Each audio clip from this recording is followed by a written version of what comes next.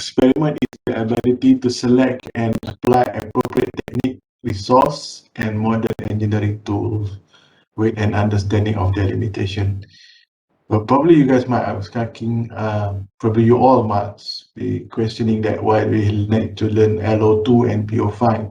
So normally program outcome is the outcome of the program. So the outcome also, so BEEI, kalau dulu BEI, so that's mean we have certain, let's say, program outcome from 1 until 10, until 9, depend on FTKEE. Okay. So these are the things that when you graduated and having a scroll of degree in BEEI, then part of your expectation by board of engineer is that you guys have captured the PO5, and after 5 years, then there is a PEO, program educational objective. That is after 5 years. If there are a lot of students from BEI got into the position of manager and above, then that's mean the PEO of the program of the faculty are very good. Okay, meet that target objective. If not, then the university have to revise back the PEO. But the program outcome is based on that outcome of the project. Learning outcome is on the module of itself. So normally there are 3 learning outcomes. So normally the first is about theory, which is the class. The 2 is about experiment, and LO3 is normally about assignment. Okay, so this lab will enrich students in the knowledge of the voice law. So for the synopsis of the present laboratory session, so students are exposed to the concept of Boyle's law and identifying the relationship between the pressure and volume. Either the pressure is inversely proportional or the pressure is proportional to the volume. Okay, so these are the things of the Boyle's law.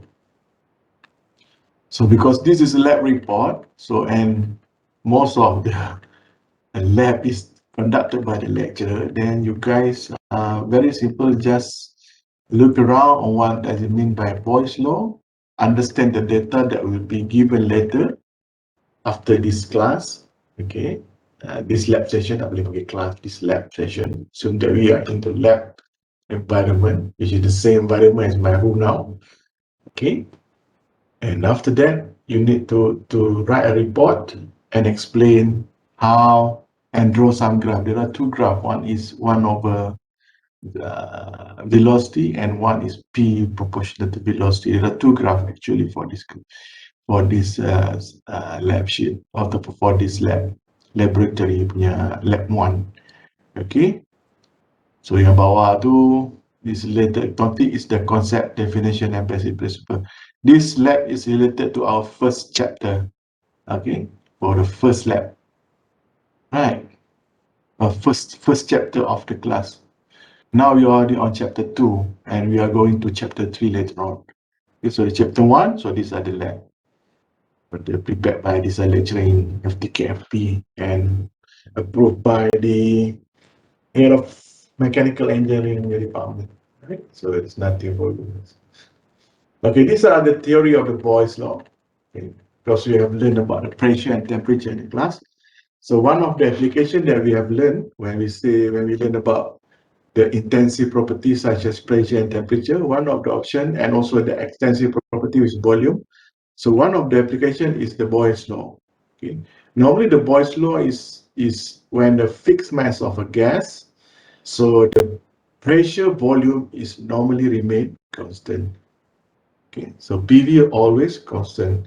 That's why when we solve the ideal gas equation, so if there are 2 states of equation, 2 states of a similar gas inside of one particular punya application punya problem, so that's why bila they change into state 2, so that is P1 V1 equals to P2 V2, because the mass, the temperature are still the same. Okay, that's why PV equals to constant when there is no effect of temperature, or the temperature itself is a constant process. So what does it mean by constant temperature? Means for throughout the process tidak ada perubahan pada suhu. Okay, so there is no change effect of the temperature throughout the process. That means it is known as a Boyle's law or PV constant process. The pressure volume is constant process. Okay. So normally we call it isothermal. Okay, there's another word you call it for. You call it as ideal gas. In this kind of situation is isothermal. So isothermal process. Iso means constant, thermal means temperature have no change. So there's an isothermal process. So the below is the graph of PV for Boyle's law. Okay, so it's more like so the shape is like Korea panggil Wirlo bulok. English panggil apa tak? Shape dia macam tu lah kan. Okay, the hyperbolic curve. So the English call it hyperbolic curve, the Korean call it adalah bulok. Okay. Jam jauh tu memang there is still like. So these are the machine, or we call it apparatus. When the machine is normally a complex system which is big. So when it's small, you don't call it machine. Normally the machine they have a complicated kind of electrical circuit, then we call it machine. If there's just a simple circuit, we call it apparatus. Normally apparatus can be placed on a table. Okay, that's the English word means by the apparatus. This was made by the column TS109A Boyle's law. Okay, I think we bought it at about 25,000 ringgit. Not because of the material of the lab apparatus, probably because of the design, so-called apa tu? Macam IKEA kan. So the design, so that because of the IP, the protocol IP dia panggil apa? Intellectual property of the design of the Boyle's law. So that's why the apparatus costs us quite a lot of quid to buy this kind of apparatus. Okay, so they have a burden gauge of the pressure reading. Okay, on the top of it. Okay, this is pressure burden gauge, and then we have the handlebar. So normally you guys can turn it in and off. Okay, the handbar of the water filling and air release. Okay, the material that we use is water. Okay, so we have a 5 liter of clear water. Okay, so when you change the pressure, then the water from up can go down and the side can go up. Okay, so these are normally, and I call it a stupid experiment. Just to see the effect of pressure.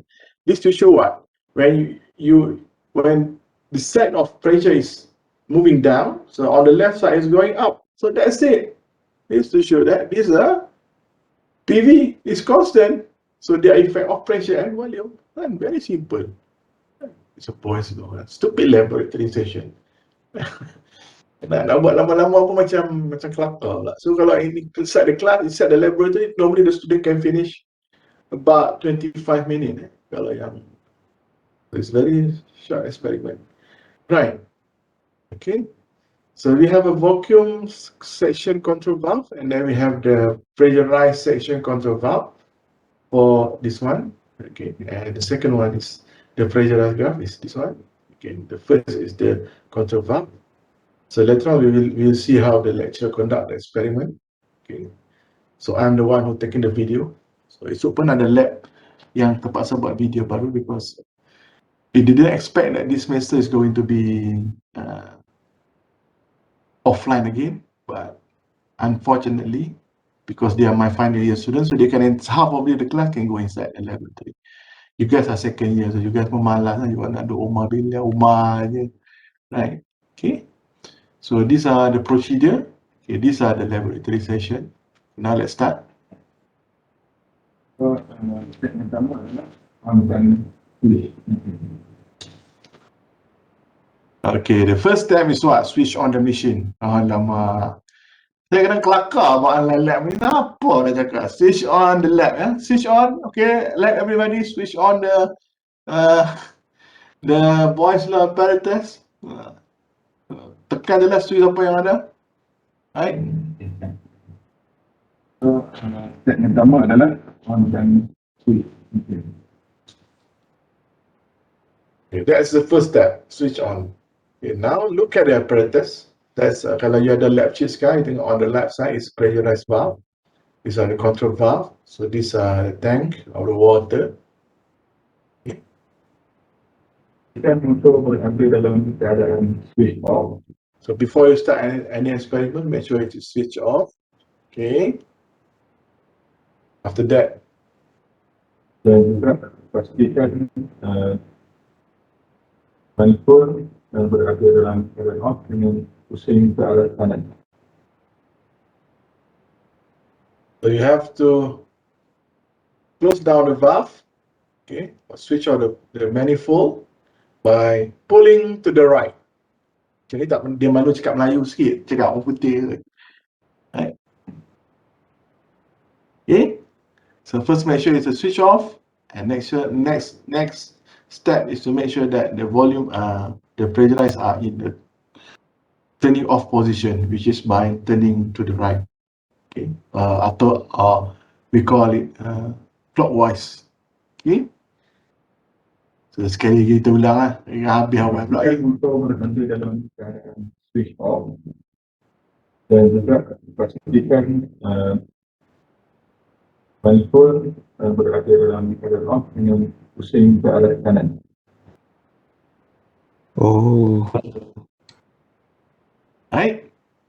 And then next is what we call, we're going to get some pressurized punya reading. Okay, so Langkah ketiga, pastikan pressure gauge berada pada basahan kosong. so make sure that the pressure gauge reading is at zero position or zero level of position. So that's mean we can start taking data by positioning at zero. Because sometimes when after the too long, the water level are not, we do need we need to calibrate this kind of things. Okay, so sometimes the water level probably because of the humidity of the room, so probably the water is less than what is supposed to be inside the boys law punya apparatus. So that's why we normally set the pressure gauge into the zero first. So that anything that we read from there is the effect of pressure and volume. Okay. Dan juga pastikan gas silinder berada pada basahan 1 liter. So make sure it's about 1 liter punya reading. But never ever put, why can you get the same result? Nanti dalam discussion kan. Kenapa tak dapat result yang sama masa eksperimen? You know what the student always say? Ralak-peralak. Ralak-peralak apa? Nama mata tak nampak. Bongok betul lah. Mana ada mata tak nampak? Dia dah besar pakai cermin mata lah. Tak ada. Jangan ada tulis. Kalau kalian pun tulis, why do we don't have the result like we expected? It's because of ralak-peralak. Ini semua bacaan cikgu masa zaman sekolah fizik dulu ajar salah. Peralak-peralak habis semester semua result is cannot get right. Why? Because of peralak-peralak. Apa ni semua mata buta ke apa? Right? Kham saya kadang-kadang. So jangan siapa grup ni tulis peralak-peralak bagi kosong boleh. Langkah ketiga, pastikan pressure gauge berada pada basahan kosong. Dan juga pastikan gas silinder berada pada basahan 1 liter. Okay? Right. So make sure the reading is 1 liter and the pressure gauge is at 0. So kalau dalam lab kadang-kadang you tak dapat dalam 1 liter, so probably about 0.85. So 0.85, make sure that the reading of the gauge pressure is 0. So you can start collecting data at 0.85. Sebab dia ada 3 mesin dekat. They have 3 mesin at lab. Okay. Berdasarkan jadual yang diberi untuk eksperimen, pelajar mestilah menyukat gauge pressure seperti yang diberikan di dalam jadual ini. Okay. Dan gauge pressure juga boleh dikawal berdasarkan jadual yang diberi untuk eksperimen. So they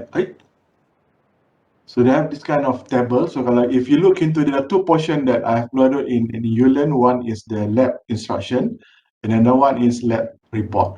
So for your experimental result or for your experimental report, so use the experimental lab sheet instruction, not instruction, the one at lab. So to guide you to fill down the result of the table. Okay. Right. Okay, now the tricky things that the absolute pressure. The absolute pressure means the pressure plus 1. So absolute pressure is 1 plus 5. 1.5 lah.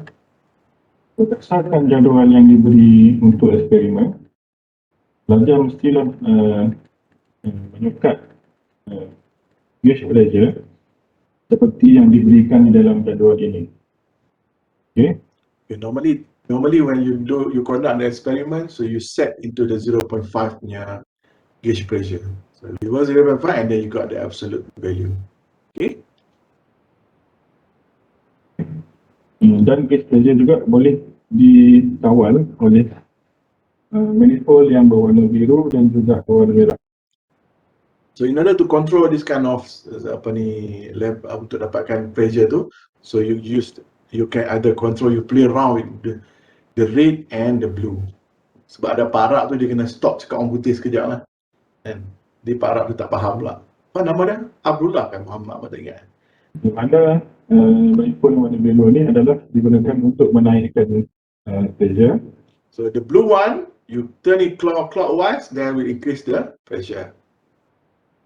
Manakala yang warna merah adalah untuk menurunkan pressure. So in order to decrease the amount of pressure inside the Bosch-led apparatus, then we turning on the pull the red manifold towards the clockwise position, right? Dan pressure tersebut boleh dilihat pada takat gauge pressure. So based on the when you play around with the gauge manifold, then you can read from here the gauge pressure meter, right? Pada gauge pressure lah. Okay. Kemudian untuk setiap gauge pressure yang ditetapkan, pelajar mestilah membaca absolute pressure di mana gauge pressure perlu ditambah dengan 1. So very simple. The amount of the absolute pressure is what? 1 plus the amount of gauge pressure. So you got it. So if this one is 0.6, so 1.6 lah plus 1. So kalau 0.8 plus 1, so dapat kecil kan? 1 padan lah. So the absolute pressure is plus 1 of the gauge pressure because of the ATM effect or atmospheric pressure effect. Sebagai contoh, gauge pressure 0.5 dan absolute pressure adalah 1.5. Dan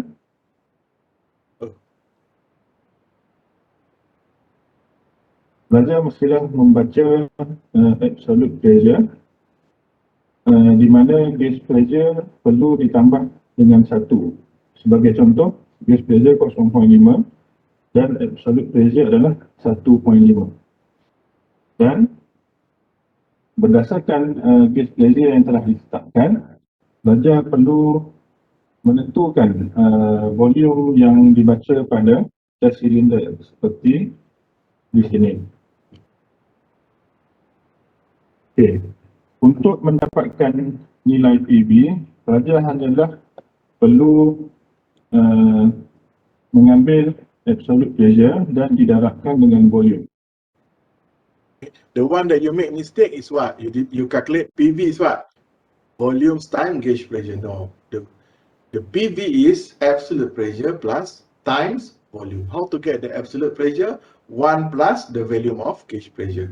So 0.5, so absolute pressure is what? 1 plus 0.5. Okay, kenapa 1? 1 is 1 bar. 1 plus 0.5. So absolute pressure always plus 1 from the gauge pressure. The volume is reading from the machine apparatus. Okay, so the volume of the amount of PV is what? The absolute pressure times volume. Okay. Prof nak tanya, kenapa tambah 1 bar? Atmospheric pressure effect. Okay. So dia memang kena tambah lah sebab dia atmospheric pressure. So kan kita belajar kan atas yang water tu dia ada atmospheric pressure. Okay. Right. So, pelajar ingin mendapatkan gauge pressure sebanyak 0.3. So, kena menggunakan motor. In order to get 0.3 gauge pressure, so first we start with the motor, right? So turn on the motor. Kita tengok dia ni kan 3.3 dengan So wait until it's become 0.3. So play around with the manifold.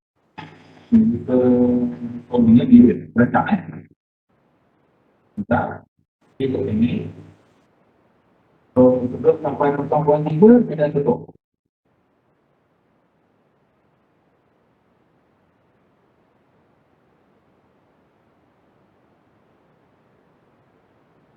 So until 0.3, then you have to. Itu dan kita lagi.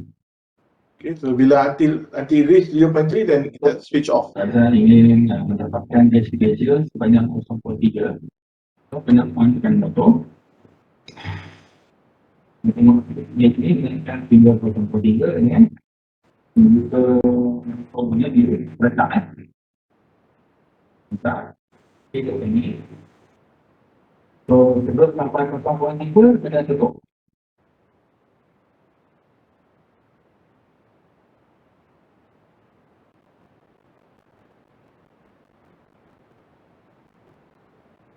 Okay. Kalau dah kuanti 0.3 boleh off-kan motor.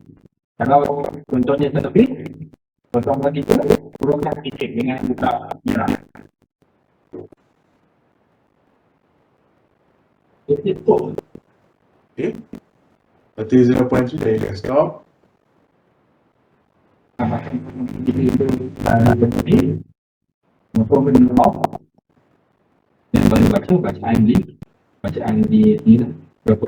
So before you read the amount of volume of the water inside here, so after 0.3, switch off the motor first, then wait. If you didn't switch off the water, then you cannot get the right value of volume inside this tank. Okay. Liter. Contoh ni 0.75 liter kurang. Kita itu bagi penguji motor benda off dan baru bacaan di ni berapa liter. Contoh ni 0.75 liter kurang. There is no ralak-ralak there, tak ada ralak-ralak, semua mata orang boleh baca. Right. So these are the graphs. So absolute pressure is, let's say, 0.5, so 1.5. So volume is based on the reading. So I will give you the data later on. So PV. So add another column here is 1 over V, right? So 1 over V is what?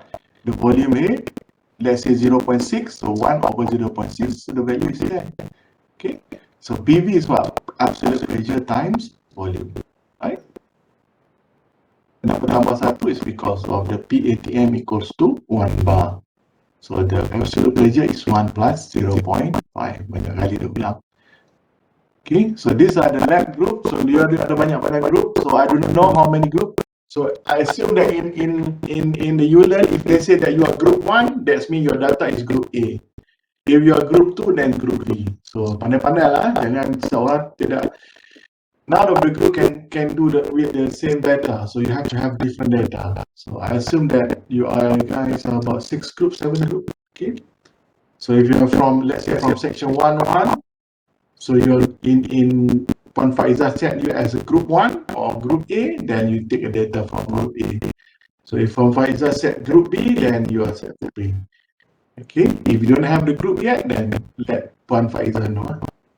Tapi saya dekat ULEN dia section 2 je. The schedule je. Then you can form a. Tak ada. So ni siapa ni? DJ. DJ. Alamak, with the silent D. So if that the case, then you guys can form a group. So you all can form a group. So have a group. So let's say 5 group. Okay, So sir. not more than 5. 4 is okay, 5 okay. Then among yourself can decide lah. You all want the group sendiri ataupun group kita semua. If one group say I create so section 1 they can decide. So group A punya result. So section 1, 2 pun kalau dia ada group first, so they can take a data group A. Okay, so different lah.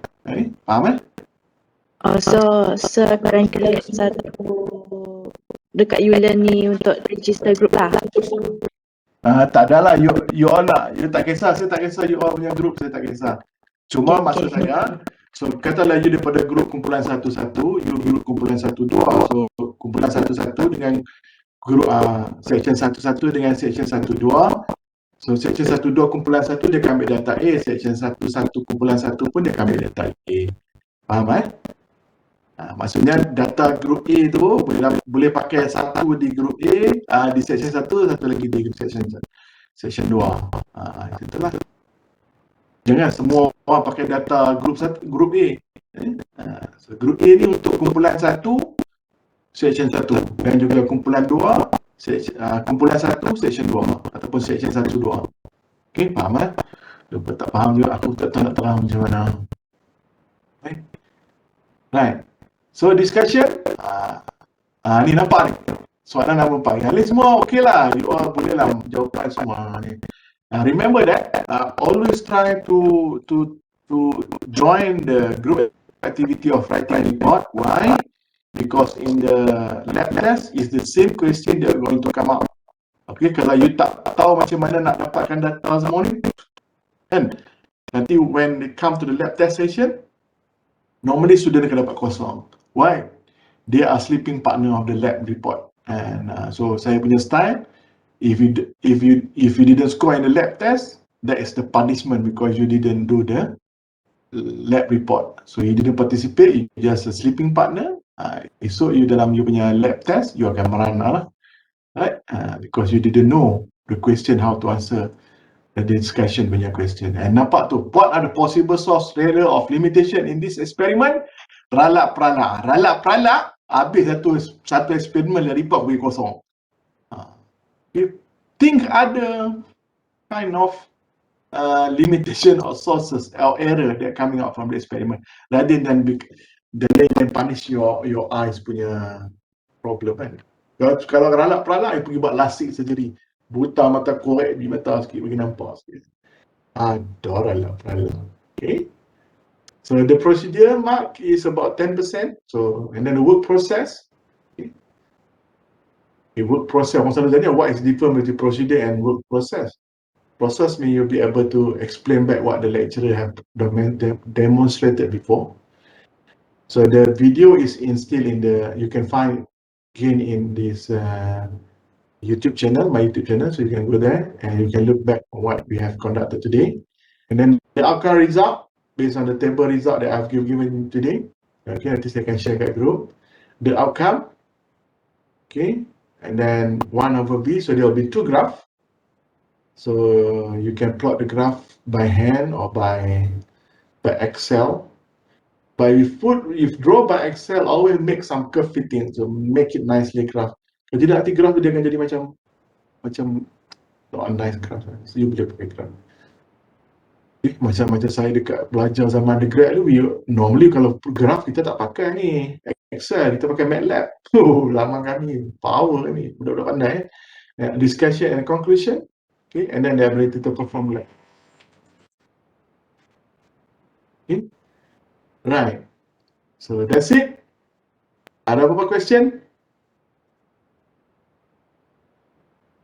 No question Submission untuk satu macam mana, Prof? Submission dekat saya nanti saya bagi email. Dekat you upload. That's for the purpose of record for the faculty. And for me because saya akan tengok dekat saya punya email yang saya akan bagi ni lah. Sebab saya nak makin senang. Sebab nak extract from Yulearn tu saya kena download balik lecture. So you guys email to the email address that I'll give you later with the result ataupun tabulated result. Satu kumpulan satu je lah ya. Apa dia? Satu kumpulan satu? Result ataupun scan. Apa dia? Tepat dia jawab. Orang je upload ke? Seorang je. Seorang je lah email daripada 4 satu grup. Aduh biasalah. Kalau semua upload. Alah, soalan satu grup satu orang je, satu grup satu wakil je lah. Satu grup satu wakil. Ya, kanak-kanak sekalian, satu grup satu wakil. Ya, email kepada saya pun satu. Janganlah sampai 4 orang email kat saya, jenuh nanti aku nak baca, aku nak booking. Tapi kalau kat saya, you memang kena hantar ke email yang saya bagi ni. Jangan you hantar ke email UTM saya. Sebab email item saya tu dah banyak benda-benda lain kan. Okay. Right, so saya akan hantarkan, sekarang saya akan bagi you all dua, satu email address, satu lagi data. So report saya expect kalau satu group, satu session tu ada dalam 5 group, 5 ke 6 group. Kalau boleh 4 orang, kalau maksimum pun 5, jangan lebih 5. Sir, jadi kalau assessment hari lab biasalah. Ha? Kalau lab assessment memang hari lab biasalah setiap section. Apa dia? Kalau lab assessment setiap section dia hari biasa normal jadual. Lab assessment maksudnya lab kelas macam hari ni? Lab assessment untuk tak ada lab assessment sir? Lab assessment. Lab assessment yang macam mana tu? Tak ada lah. So macam itulah, ada simulation lah, video lah. Tak payah pun, you nak buat apa, nak buat assessment macam mana, you mana ada mesin kat rumah apa? Ada lab report je lah sir. Okay sir. Just lab report je lah. Kalau you nak buat assessment macam mana, sebab macam dia sebenarnya kalau assessment apa semua dia ikut lab session. So kalau ada subjek yang dia perlukan macam tu supaya esok kalau contohnya you guys are electrical engineer, you are, kalau tak ada assessment macam tu nanti esok kan you all pegang mesin soldering kan, orang pegang kat atas, you pegang kat bawah kan, esok bila masuk kilang putus jari semua. Itu maksudnya ada kelas yang dia terpaksa buat assessment. So kalau macam ni boys law macam ni tak ada lah lab assessment, just lab report lah. So jangan confuse dengan, jangan ingat semua lab di kelas dia akan ada. Yang selalunya yang melibatkan yang macam safety apa semua tu, yang tu dia akan ada lab assessment lah. So that kalau esok future you masuk kilang, you tak ada buat benda yang orang kata simple thing punya mistake pegang solder tak betul, pegang test pen tak betul, tu subjek. Macam subjek saya, subjek brake, memang kena ada assessment lah, ada video lah macam mana dia pegang skru semua tu kan. So subjek ni tak ada apa pun, tak ada safety apa pun. Even kat esok you kerja pun tak jumpa mesin ni, semua mesin besar-besar yang servis ni pun punya dia ada apa, boiler engineer, tak ada lah, you all tak buat lah kerja ni semua. Ni semua kerja-kerja hina, you all engineer tak buat. Okay? Masuk. Okay, ada apa soalan lagi?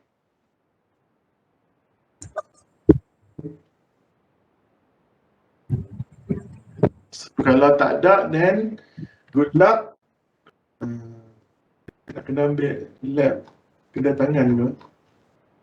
Tak saya bilang dulu 1, 2, 3, 4, 5, 6, 7, 8, 9, 10, 11, 12, 13, 14, 15, 16, 17, 18, 19, 20, 21, 22, 23, 24.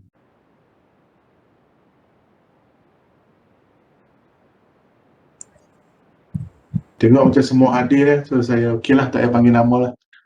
Okay. Right, thank you very much. Good luck untuk kelas lain. Bye. Alright, thank you. Thank you, Doktor. Professor.